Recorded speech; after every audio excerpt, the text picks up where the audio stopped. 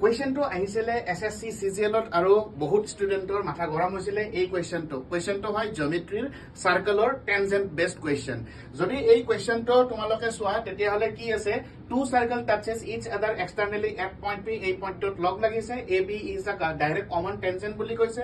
এইডাল direct common tangent টানিলো to circle A and B are points of contact A আৰু B এই দুটা কণ্টেক্ট হয় আৰু পি এ বিৰ ভেলুটো দিছে 40 ডিগ্ৰী পি এ বি মানে এই এংগলটোৰ ভেলুটো আমাৰ কিমান দিছে 40 ডিগ্ৰী দিছে আৰু উলিয়াব কি দিছে এ বি